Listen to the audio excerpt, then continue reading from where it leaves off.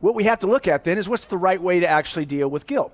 And what's interesting is that there's two ways we have to deal with. We have to deal with it horizontally with people, but we have to deal with it vertically with God. And we want to, first things first, the one with God is important. It's kind of interesting because we talked about David and Bathsheba a couple times today, and it's wild because in Psalm 51, David made a statement. He said to God, against you and you only have I sinned. And I've always thought that was kind of funny because I have to believe Uriah and Bathsheba are going, wait a minute, I'd like to weigh in on this.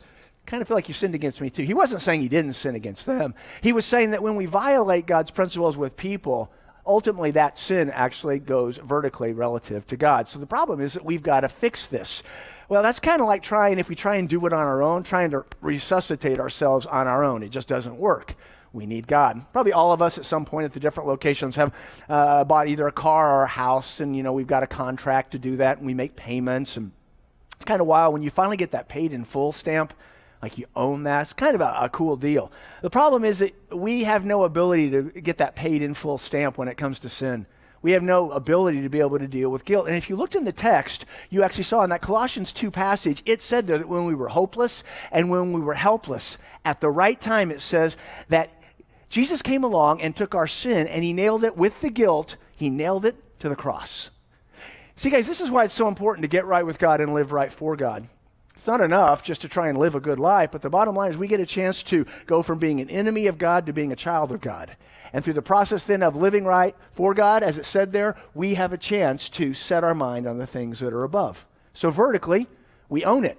That's key. We're not going to rationalize, justify, we're not going to ignore, we're not going to deny it, we're not going to play the blame game. We own it. That's how we be able to deal very effectively with guilt. So vertically, it's there. Now, what's interesting is we have the horizontal aspect that we have to deal with. Now, if you go to 1 Timothy chapter 1, verse 5, it talks there about the goal of our instruction. And one of the three things it says is a clear conscience. Now, this is key. All right? Horizontally, guys, it's our goal not to just feel okay, but to literally be okay.